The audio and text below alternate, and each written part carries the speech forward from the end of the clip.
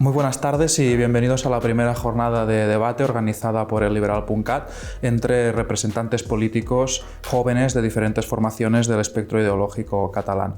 Hoy nos acompañan Jordi Aragonès, de Aliança Catalana. Bienvenido, Jordi. Encantado. Gracias por venir. Y Ignacio Rigau, del Partido Popular. Un placer. Gracias. Como bien saben, el Liberal es un medio de alcance nacional y, por lo tanto, como moderador desarrollaré, digamos, lo que viene a ser la jornada en castellano. Agradeceré a los participantes que se sumen a ello. Entiendo que en el caso de Jordi va a ser complicado, pero ya haremos una labor para subtitularlo. No te preocupes por ello. Bien, este debate resulta, creo yo, bastante interesante si nos fijamos en el hecho de que, por un lado, tenemos a un representante, de hecho el número 2 del partido, podríamos decir, y creo que la mayoría de las personas que se dedican a esto corroborarían esta afirmación, de un partido político de nueva irrupción, ¿no?, en el panorama nacional. De momento solo os habéis presentado a las elecciones catalanas. Y por el otro, de un partido político que pertenece, digamos, sin hacer ningún juicio o valoración, al status quo que domina o que tiene la hegemonía, digamos, en el Estado español. Entonces, mi primera pregunta va un poco relacionada con esta realidad, que es sobre el auge, o lo que se ha querido llamar el auge de los populismos alrededor del mundo. Aliança Catalana es categorizado como un partido populista. Por su parte, el Partido Popular, pese a compartir una parte del espectro ideológico con Aliança Catalana, ¿no?, podríamos decir que ambas formaciones se circunscriben a lo que es la derecha política, tiene una visión bastante distinta de cómo se hace. Empezamos entonces con Jordi. ¿Cómo te sientes con esta etiqueta, Aliança Catalana, Partido Populista? Bé, jo principalment les etiquetes crec que és una cosa que sempre he preferit que les posin els altres. Jo crec que nosaltres, Aliança Catalana, i segurament l'Ignacio del Partit Popular deu pensar el mateix en el cas del Partit Popular, creiem que som responsables del que diem o fem, no? Per tant, doncs, el que diem o fem serà el que jutgi els nostres actes. Populistes, és cert que Aliança Catalana pot ser titllada d'això, però principalment perquè ve a resoldre ara mateix uns problemes o unes problemàtiques que afecten el poble i que els partits que podríem dir tradicionals, com ja fossin els de la socialdemocràcia europea o els de l'antiga democràcia cristiana europea, no han sabut solucionar, i per això a tota Europa està havent un canvi de mapa polític, no? En tot cas, sí, som un partit del poble, per tant, doncs, tampoc em molesta el terme populista. Tú, Ignacio, ¿coincidirías con esta definición de populismo y calificarías al partido como tal, de acuerdo con tu concepción del término? Aliança. Aliança. Pero pasa una cosa relativamente curiosa desde 2016 en adelante en lo que vamos a decir las derechas marginales, no en el sentido, digamos, estadístico o numérico, sino marginales porque se mueven por los márgenes sociológicos y políticos, y es que se arrogan precisamente con orgullo un término que hasta hace poco era derogativo, que era el de populista. El primero que lo oigo, o al que oigo hacer esto, es a Steve Bannon, que se define de forma positiva y orgullosa respecto al movimiento trumpista como abiertamente nacional populista. Y en el fondo Aliança Catalana creo que merece una cierta etiqueta populista, que hasta cierto punto ni siquiera les juzgo. Es un partido pequeño que tiene que encontrar su tema de nicho. Y lo que siempre se ha dicho el populismo es que busca soluciones fáciles a problemas complejos, pero es que es mucho peor el populismo. El populismo lo que busca es impugnar precisamente la institución, impugnar los contrapesos del sistema, impugnar el sistema de mayorías y minorías, las libertades civiles, los espacios, vamos a decirle, de convivencia y comunidad, en pos de una idea que debe superar todo esto. ¿Cuál es la idea que supera, entiendo, la verdadera fuerza legitimadora en Aliança Catalana? Por supuesto que será la nació catalana. De la misma manera que pues, para Trump puede ser The Real Americans o América, ya como engendro, como artefacto político. Y Aliança Catalana, en el fondo, tiene dos mensajes, que somos los verdaderos independentistas frente a los falsos procesistas.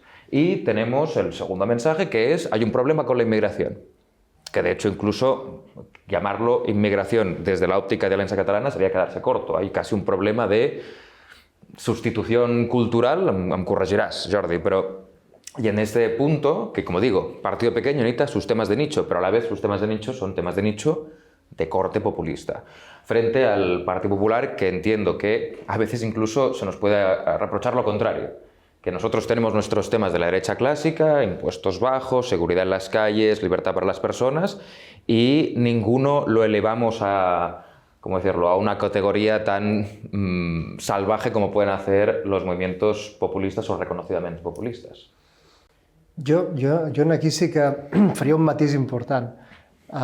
És cert que la definició del populisme, no, des del punt de vista acadèmic, ha sigut aquest, no, com un moviment que ha ocupat o ha denigrat o ha impedit el discurs o el debat, diguéssim, intel·lectualment normal en l'espai públic, o que ha impedit, o que, per exemple, que titlla les persones de no ser prou purs o de no ser prou el que sigui, i que aparta la gent fins i tot que puguin participar segons què.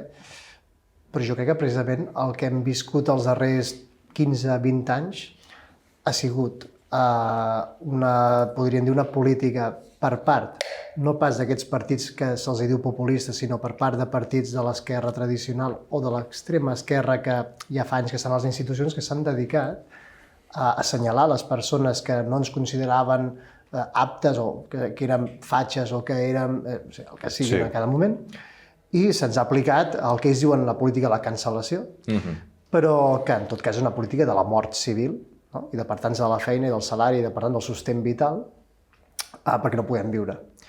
Jo crec que també és una resposta davant d'aquests excessos de l'esquerra amb el beneplàcit de la dreta tradicional, perquè en el cas de Catalunya, per exemple, Junts ha comprat perfectament el discurs de la cancel·lació, i jo no crec que en el cas d'Espanya el Partit Popular no ha plantat prou batalla ideològica per fer front a aquesta avalanxa de l'extrema esquerra que ha afectat tot el mapa polític espanyol, català, francès, alemany, etc. Per tant, jo crec que seria injust culpar el populisme d'una cosa que jo crec que ha fet Podemos o ha fet l'extrema esquerra de la CUP o ha fet altres movimientos. A ver, el populismo, como el nacionalismo, se dice que ha tenido todas las novias, ¿no? O sea, que ha tenido novias de izquierda radical, izquierda centrada, derecha radical y derecha medio pensionista. Ha tenido todas. Y es muy fácil desde un movimiento político, especialmente en un tiempo tan tribalista como el nuestro, acusar al vecino de impureza. Eso es verdad. Y aquí, de hecho, empatizo contigo, Jordi, porque como militante de derechas nos ha pasado lo mismo de ser, en mi caso, de derecha no independentista, pues ser, además de facha y reaccionario y a saber, y chauvinista, además de todo esto, soy mal catalán, lo cual se le suma una capa más. Pero yo no creo que la reacción, como tú bien la definías, que es una reacción más que comprensible, ¿no? Ellos atacan con fuego, esto es básicamente un principio casi de Milei, ¿no? Al zurdo no le das ni agua, pues vamos a responder con el mismo fuego al fuego populista. Y yo creo que la derecha liberal conservadora, especialmente la conservadora, la reacción no puede ser rebajarnos, ¿no? Bajarnos al fango populista, y esto a veces puede ser leído, especialmente cuando no lo defendemos con elocuencia, puede ser leído como pues sí, como cierta debilidad, Pero la respuesta al populismo, la respuesta al tribalismo, a la simplificación y a la vulgaridad política no puede ser más simplificación, más vulgaridad y más populismo. Es por eso que los que defendemos, los conservadores, los que defendemos la democracia liberal, creo que tenemos una tarea que es la más sofisticada y más complicada de las tareas en política, especialmente la política moderna, porque tenemos que defender, o tiene especial sentido lo que defendemos cuando no lo defendemos para nosotros. Cuando defendemos que otros se expresen y participen y no les cancelen y puedan vivir en la vida pública y no les impongan multas, como les pasó a Alianza Catalana, y puedan plantear su postura política, sus postulados políticos, y en todo caso que gane el mejor programa en un ambiente, vamos a decirle, sano de discusión. Que no cancelemos la discussió antes d'empezar. Què dir?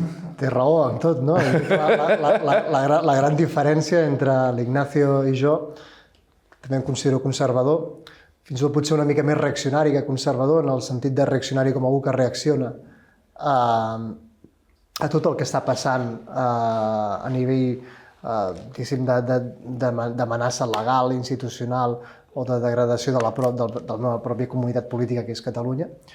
Però bé, en tot cas, com a conservador, estic totalment d'acord amb el que diu. La gran diferència, no, és el panorama nacional al qual ens adscrivim, Espanya o Catalunya. Però estem totalment d'acord en això. Creo que ambos ahora habéis tocado un par de teclas interesantes y que de hecho pueden interrelacionarse la una con la otra. Por un lado, tú, Ignacio, has hablado de que parece que el discurso de Alianza Catalana se limita principalmente a dos nichos, la independencia y la cuestión migratoria. A su vez, el Partido Popular, y aquí hago referencia a lo que ha dicho Jordi al respecto de la contundencia o a veces falta de contundencia que a su parecer demuestra el Partido Popular a la hora de defender su espacio ideológico, ambos partidos comparten preocupación por uno de estos dos temas, que es la inmigración, ¿no? O sea, hemos visto que el Partido Popular ha hecho postulamientos que, digamos, pretenden de alguna manera regular la inmigración o lo plantean como una suerte de problema. La diferencia, creo yo, y me corregiréis si me equivoco, entre los postulados de ambos partidos es que mientras Alianza lo plantea como un problema, como tú señalabas, de sustitución demográfica, cultural o incluso étnica, el enfoque que parece dar el Partido Popular es más económico, de cifras.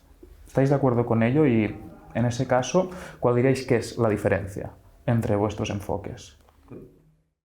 A veure, clar, jo crec que la lectura no pot ser igual, la que fem per un motiu. Si Aliança Catalana, des del seu punt de vista, evidentment la immigració o l'avalanxa migratòria que hi ha presenta uns problemes econòmics, de seguretat, de terrorisme fins i tot, d'islamisme, uns problemes de col·lapsament dels serveis públics, presenta tots aquests problemes, però el principal problema que presenta per nosaltres és l'extinció del català. És a dir, la llengua catalana no es perd perquè la gent deixi de parlar català. Seguim tenint els 2,5 milions que teníem ja fa anys. De fet, fins i tot podríem dir que en comparació de 100 anys enrere hem augmentat el nombre de parlants. Com a números absoluts, relativament no. És a dir, el tant per cent de parlants ha baixat molt perquè ja no hi ha 2 milions o 3 milions d'habitants en aquest país, sinó que n'hi ha 8 milions, o sigui, els hem superat, no? Els 8 milions. Per tant, aquest creixement, sobretot demogràfic, via immigració, és el que està residualitzant el català. Per tant, és el que ens preocupa més a nosaltres. Parlaves de substitució cultural o demogràfica o ètnica, al final és el mateix. Una ètnia, no?, com a conjunt d'una comunitat lingüística o cultural, que és la catalana en aquest cas, es residualitza per això, perquè s'han creat barris sencers que no tenen res a veure amb el que és la identitat catalana. I per tant és impossible d'assumir. Cap país podria assumir-ho, per altra banda. No, és impossible duplicar la població d'un país en pocs anys i intentar-ho assumir. No es pot. A ver, primero respondiendo a lo que decías, Guillem, más que un componente económico respecto a la inmigración, que evidentemente lo tiene, para el Partido Popular la inmigración lo que es como fenómeno, por un lado es inevitable. Hay una reflexión que es demasiado sencilla para mi gusto, que también es necesaria para arreglar el sistema de pensiones. Yo creo que es una lectura que hace gente ahí partida, hace gente muy solvente, pero que yo no comparto. Pero luego, fundamentalmente, lo que es un problema de seguridad, y en esto comparto las reflexiones de Jordi, y es un problema legal también, porque la regulación de la inmigración ha de mejorarse. Nosotros siempre hemos defendido, el Partido Popular, y en general la derecha siempre ha defendido una inmigración ligada al trabajo, y no una inmigración rentista, que es verdad que es un problema que tiene este país o que en general tiene cualquier país con estado de bienestar. Es cierto que al fin y al cabo una parte del discurso público se centra muchas veces en las peores expresiones y en los peores ejemplos de esta inmigración. Es verdad, pero el Proyecto Popular al final lo que defiende es controlar la inmigración, primero. Segundo, vincularla al trabajo. Tercero, que el inmigrante tenga posibilidades de ser o de incorporarse a la vida ciudadana y a la vida política en términos de regularidad. Pensemos que, por ejemplo, José María Aznar fue quien hizo la gran reforma del sistema migratorio respecto a nuestros hermanos de América Latina, ¿no? Y entonces incluso redujo los años, si no me equivoco, a 3 de residencia con trabajo para todos aquellos inmigrantes de América Latina que estuvieran trabajando en España, poder acceder a la nacionalidad. ¿Por qué? Porque se entendía que había un obvio bagaje común, un idioma común e incluso un bagaje religioso común, lo cual permitía que estos flujos migratorios fueran nutritivos para ambas partes. La reflexión de Jordi es interesante, pero yo creo que quizá es estrecha, porque es obvio que una masa, y esto lo hemos visto por ejemplo en Finlandia, en Suecia, que incluso en la propia Suecia están devolviendo inmigrantes, están pagando a cada inmigrante regular e irregular, incluso refugiados, creo que eran del orden de 30.000 euros en coronas, para devolverlo, para repatriarlo a su país. Y esto en países pequeños pues puede pasar. Pero es que estamos hablando de que Suecia tiene los mismos habitantes que Cataluña, dentro del marco español. Y la gran reflexión o la reflexión nuclear de Alianza Catalana no puede ser solo la de la amenaza a la identidad nacional. Porque es cierto que en este mismo país hubo una migración amplísima, sobre todo del sur, de españoles, o de españoles del resto de España, que vinieron a Cataluña y se integraron. Y yo no digo que aquí el proyecto catalán o la vida comunitaria catalana tenga que ser más atractiva, que también es un discurso que seguramente no compartirás. El catalán no tiene que ser simpático para el que viene. Pero también es cierto que hay lista de espera, por ejemplo, para los cursos que ofrece, si no me equivoco, el Institut d'Estudis Catalans para aprender idiomas. Hasta donde sé, la plataforma Parla Llengua nos dice que hay del orden de 2 millones de personas esperando a recibir un curso de catalán. Hay una vida económica vibrante en Cataluña de gente que se quiere incorporar y al final pretender o establecer que porque aparte también es un determinado tipo de inmigrante el que hasta cierto punto le da cosilla a Alianza Catalana, es el magrebí, supongo, o el de, ya ni siquiera magrebí, el de corte musulmán, y a ratos, ¿no?, cuando van a una cafetería a servirles un café amb llet, pues el latinoamericano también les cae un poco más gordo. Pues esto no puede ser una política migratoria. Una política migratoria, especialmente en un nódulo de flujos migratorios como puede ser Europa, especialmente en la capital del Mediterráneo como es Cataluña, una de las capitales del Mediterráneo, no puede ser simplemente algo tan pequeño y local como es que se puede disolver la identidad catalana. La identidad catalana es muy vigorosa, yo creo que es más vigorosa que nunca. El idioma catalán es más vigoroso que nunca. Hay estimaciones de que hay 10 millones de personas que hablan catalán. Lo entienden, lo leen, lo usan, lo dominan. Pues hay que enfrentarse al fenómeno migratorio con firmeza, pero también con valentía. Es suficiente, ¿es suficiente, a tu parecer, Jordi, la voluntad por parte de un inmigrante de involucrarse en lo que es el sistema de trabajo para convertirlo en deseable para la nación de destino? ¿O es necesario algo más? Jo crec que els immigrants, al final la immigració rebre immigració no ha de ser una cosa que depengui de l'immigrant, sinó que ha de ser el país que acull, no?, el que decideixi si vol o no que vingui l'immigrant. La proposta d'Aliança Catalana no fa distincions entre musulmans o no musulmans, o sud-americans o no sud-americans. És a dir, nosaltres proposem una moratòria en immigració. És a dir, la quota d'immigració que volem és 0. Per què? Perquè estem sobrepassats. 8 milions d'habitants a Catalunya és massa. Els salaris no poden pujar, bàsicament per això també. És a dir, portem anys on la classe mitjana catalana s'empobreix perquè és impossible que amb una economia desindustrialitzada, basada en els serveis, que ha perdut pes i ha perdut força, estigui assumint tots aquests fluxos migratoris. Suposem que en el futur recuperéssim força industrial o recuperéssim la riquesa de la classe mitja o fins i tot recuperéssim el més important, que és la vitalitat de parlants de català. Ens podríem proposar una política migratòria restrictiva, que no sigui de moratòria, sinó que sigui restrictiva. Podríem parlar-ho, això. Però jo crec que ara mateix la proposta passa per deportar i tancar la porta a la immigració legal, perquè el problema és aquest. És a dir, no s'hi val que vinguin a treballar, és que no hi ha feina per tothom ara mateix. I més feina qualificada. Tant de bo n'hi hagués, però no n'hi ha.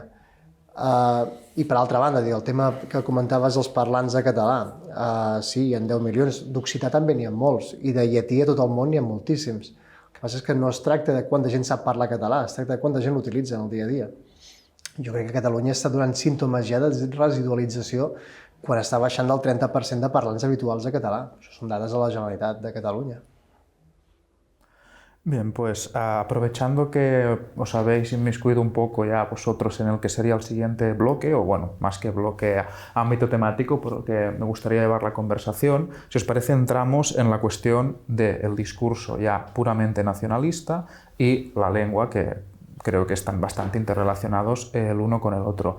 Me gustaría empezar haciendo la siguiente reflexión. El Partido Popular, en su discurso, sobre todo a nivel estatal, pero también cuando toca aquí una contienda electoral, ha denunciado, sobre todo en los años más álgidos del proceso independentista, que las instituciones estaban cooptadas por el nacionalismo catalán y por el proyecto independentista. Por contra, Alianza Catalana afirma justo lo contrario, que las instituciones no solo no están bajo dominio de la pretensión independentista, sino que además quienes han, digamos, ocupado los cargos de mayor relevancia en las mismas y se han afincado en su estructura son personas que van en contra del proyecto independentista o al menos en contra de los intereses que a su parecer debería tener el independentismo.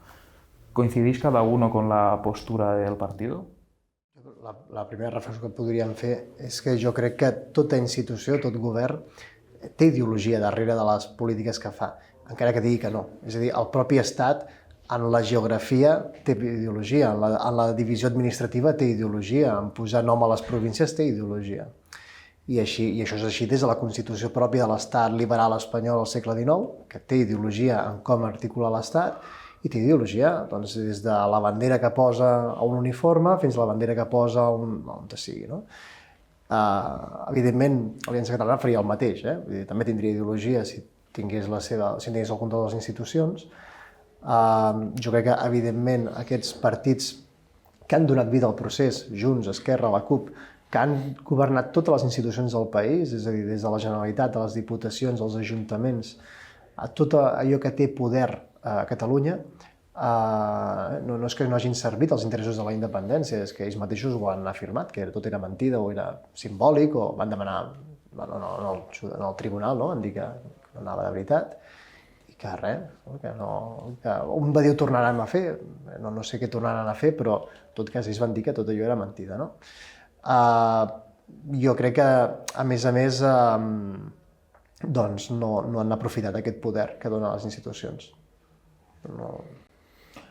A ver, en Cataluña lo que sucede respecto de sus instituciones y sus medios es, vamos a decirlo, un solapamiento muy perverso o, vamos a decir, con potencia para volverse perverso. Y es que, por un lado, tenemos un general, ¿no? Una población, un país que digamos, se reconoce mucho a sí mismo, es decir, los catalanes o los que participamos en la vida política catalana nos fijamos mucho en nuestras instituciones, las reconocemos mucho como propias, eso es lo primero. Por lo tanto, hay mucha cercanía de la institución, de la Generalitat, incluso del Ayuntamiento, más que quizá del gobierno de la nación, eso es lo primero. Lo segundo es que también es un ecosistema muy pequeño, mediático, en que hay dos agentes privados y públicos que casi oligopolizan toda la conversación. Aparte, en dos segmentos muy distintos, ¿no? Televisión y radio, por no hablar de todo el ecosistema dominado de forma tácita o expresa, directa o indirecta, por la Generalitat, la publicidad institucional o los contratos de suscripción, ¿no? La mera suscripción. Por lo tanto, tenemos un ecosistema de medios pequeño, de enorme impacto. Cataluña, por ejemplo, tiene una media de oyentes diarios de radio que ronda más o menos el 1.000.000 de personas. Es un país, digamos, muy conectado a los medios, con gente, digamos, muy interesada por la vida política.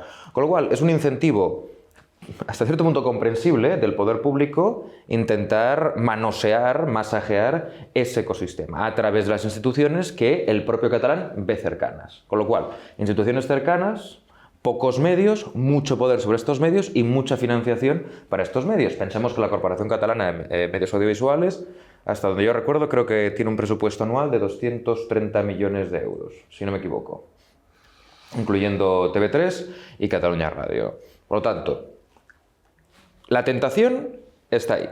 Los órganos de control son risibles. O sea, no hay órgano de control efectivo que garantice la neutralidad, que es una imposición constitucional, la neutralidad de los medios. No hay órgano de control que garantice dónde se destina el dinero y la línea ideológica de TV3. Al fin y al cabo es, como casi todas las instituciones de país, pura cooptación del partido gobernante.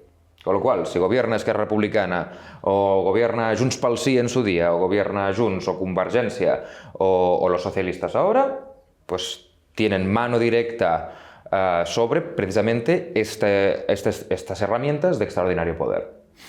Con lo cual, cuando el Partido Popular denuncia precisamente la toma de las instituciones, en algunos casos de forma nacionalista, ¿no? por los nacionalistas, y en otros casos por el poder de turno, como pueden ser ahora los socialistas, lo hace pues, porque el mecanismo es perverso, tiene potencia para ser perverso y se utiliza de forma perversa. Y en esto último me refiero a los años nefastos de 2011, 2012 hasta 2019-20, hasta la pandemia, en que todas las instituciones de Cataluña estaban al servicio de una idea en concreto.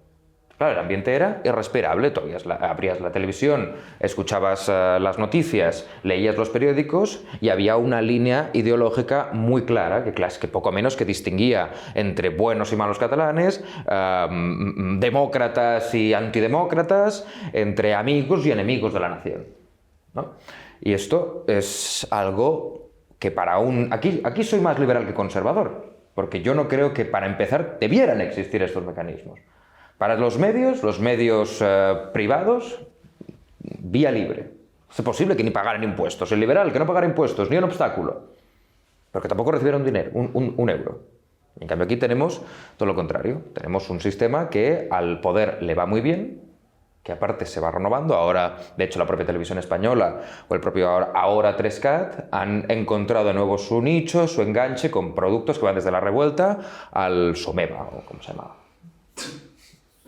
¿No? Pues ¿cuál es el incentivo en el fondo? ¿Qué late dentro del Estado? Pues estar siempre conectado, ya sea económicamente, regulatoriamente o culturalmente a su población. Y conectado significa agarrando a la población. Este análisis creo que deja entrever una crítica a un modelo que quizás en el momento de su creación o articulación respondía a los intereses de un sector ideológico en concreto.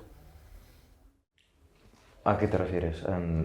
El Estado español, como tal, se constituye tras la transición con un liderazgo del Partido Socialista. ¿Tú crees que la manera en que funciona todo este entramado institucional responde de alguna manera a los intereses que podía tener este partido en asegurar, digamos, la hegemonía de sus siglas? No, porque en el fondo hay muchas... Aquí Jordi es el experto en historia, de hecho, pero...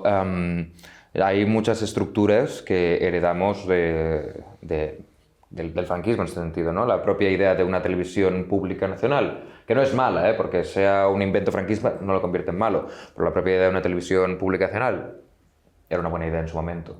La idea de una televisión autonómica, regional, de país, tampoco era mala en su momento. Estaba bien y se hicieron grandes servicios a la patria, tanto desde Televisión Española como desde TV3. Esto estaba muy bien.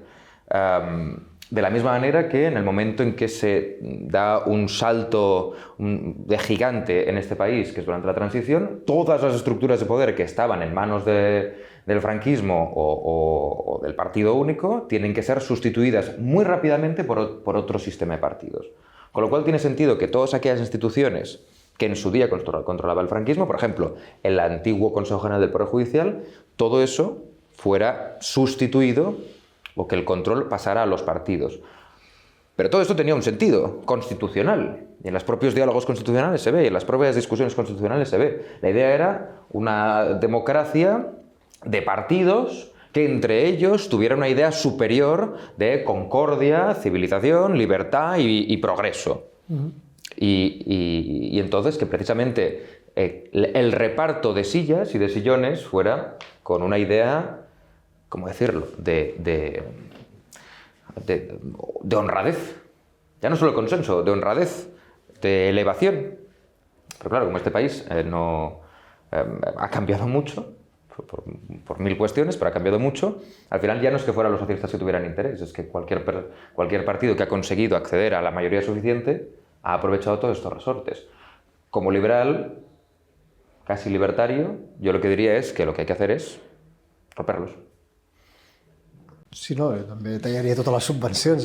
Jo crec que el tema de Catalunya, i d'Espanya també, no? Però a més jo crec que en el cas català és especialment greu. Veus que som una societat totalment, per exemple, diferent de l'americana. A l'americana els partits són petits, en el sentit de poder o d'estructura.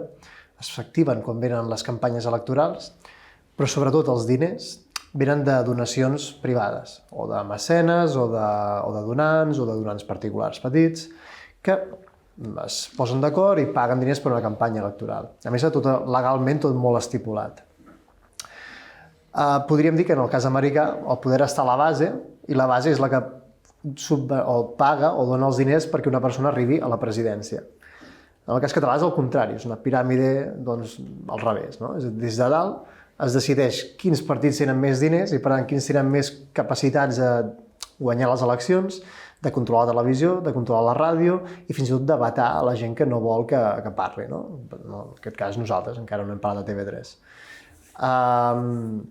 Sí, també crec que s'haurien de tallar les subvencions aquestes, i al final que guanyi qui sigui capaç de tenir un discurs més engrescador. Jo crec que, afortunadament, a dia d'avui, les xarxes socials, per molt que siguin criticades, també ajuden a això, una mica. Ajuden a que el monopoli ja no estigui en aquestes televisions o corporacions, diguéssim, subvencionades pel poder públic i estiguin en mans privades on la gent pugui dir la seva. Per tant, jo crec que estem potser veient ara mateix un canvi de paradigma important. Es que lo fuerte, por ejemplo, uno de los elementos, digamos, más significativos de la salud de una comunidad política es su vida cívica. No civil, cívica. Y ya no hablamos de lo que le llaman el tejido asociativo, sino desde los clubes sociales a los think tanks, pasando por los cafés de tertulia, como quien dice, ¿no? Todos estos espacios donde la sociedad se reúne ya no solo para hablar de política, sino para hablar de negocios, literatura o de ciclismo, me da igual, pero se reúne y hace sociedad. Y una cosa extraordinariamente preocupante de Cataluña en particular, desconozco en otras partes de España, es que la mayor parte de estas asociaciones cívicas o bien han desaparecido o bien están subvencionadas. Y de hecho, incluso, en cuanto nacen, lo primero que buscan es, con mucho apetito, la subvención.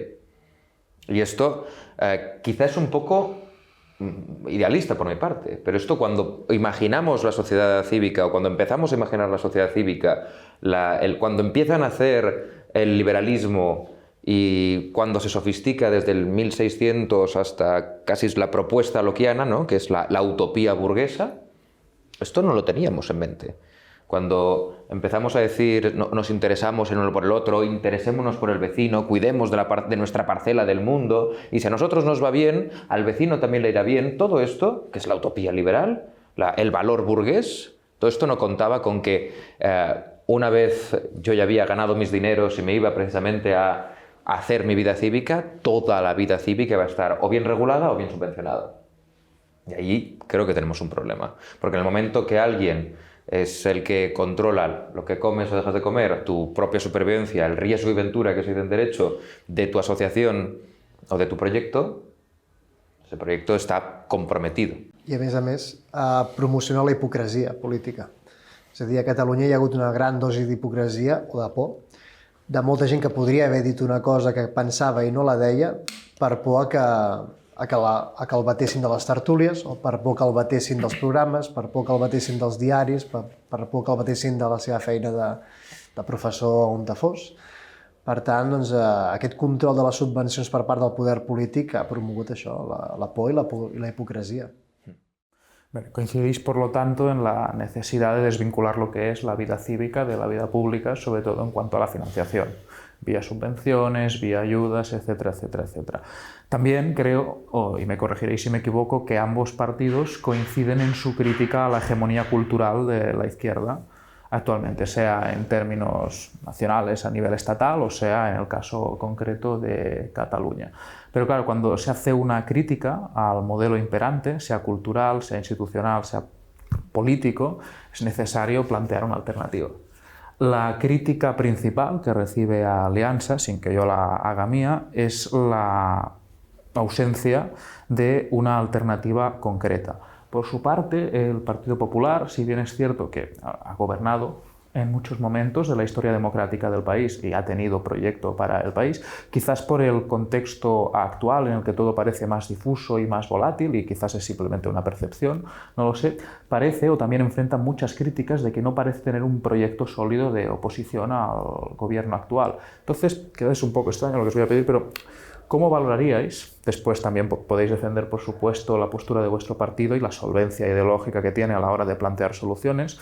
Pero, por ejemplo, empezando por Jordi, si tuvieras que valorar la oposición que hace el Partido Popular, entiendo que quizás no te interesa demasiado lo que pasa fuera de Cataluña, pero siendo ahora Hay Partido Popular en Cataluña. Sí, sí, tienes toda la razón del punto, sí. Pero enfocándonos en la tarea de oposición que hace el Partido Popular en Madrid, donde es la fuerza más votada y por ende tiene más peso relativo que en el caso del Parlamento catalán, ¿cómo valorarías esa tarea de oposición? Como una persona que en principio coincide en el espectro ideológico con el líder de la oposición actual en el Congreso de los Diputados, teniendo en cuenta que hay diferencias insalvables entre ambos, ¿valorarías positivamente su papel? Sí, jo crec que el Partit Popular pot votar una cosa o tot la contrària. Fa poc quan es va, per exemple, parlar d'una certa regularització de milions d'immigrants que estaven aquí a Espanya, crec que l'únic partit que s'hi va oposar a nivell de les Corts va ser Vox. Crec que el Partit Popular estava regalant a Vox un espai molt important. De totes formes, crec que el Partit Popular té un problema ara mateix per articular una resposta viable a l'ofensiva de l'extrema esquerra amb el suport del PSOE.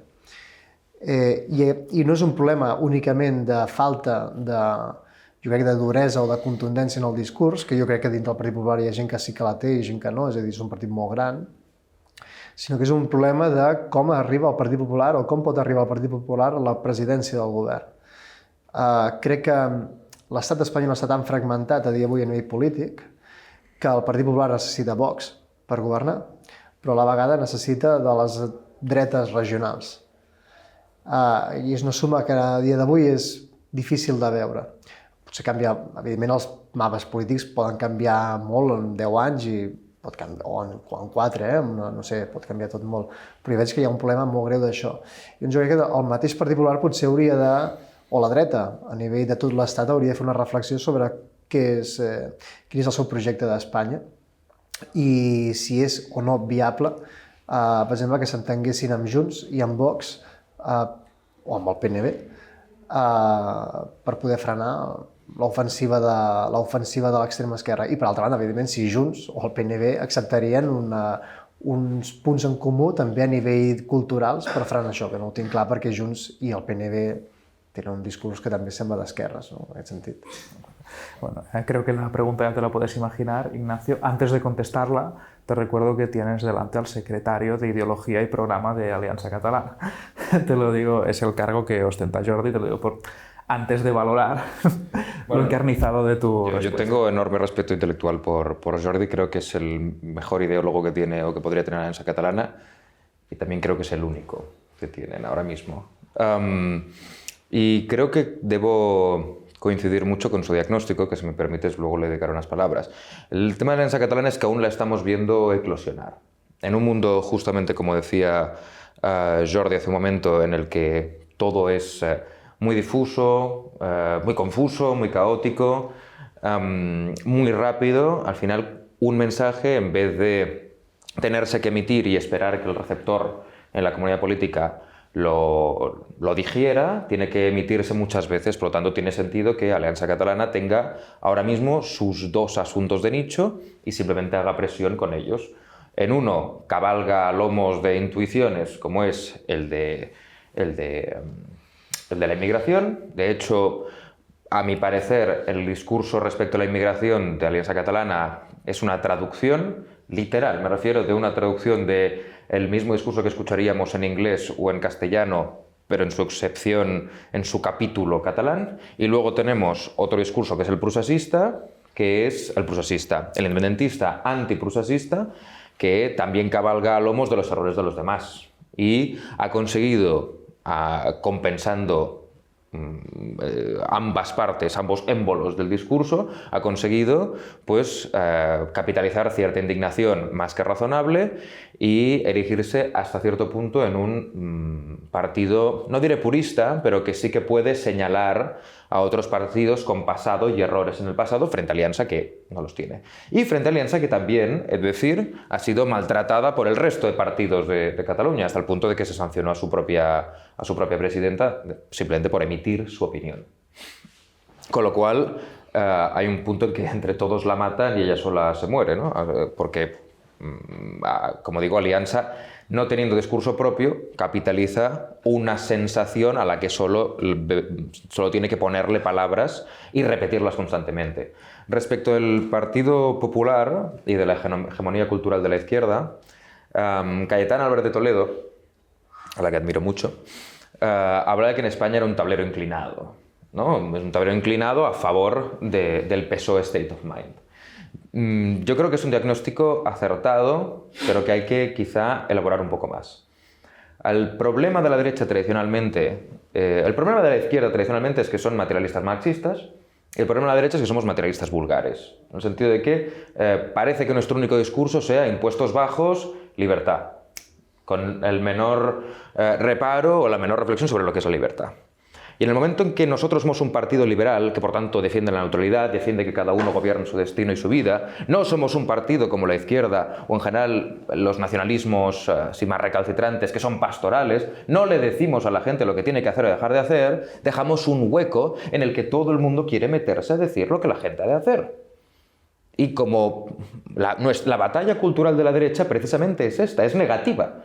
Es respetar que cada uno viva su vida dentro de los límites de la convivencia, la regulación, la legalidad, la decencia y el orden público, dentro de esos límites, que viva la vida como quiera. Mientras que el resto de opciones no liberales lo que precisamente quieren hacer es dictar, aconsejar, sermonear sobre cómo vivir la vida.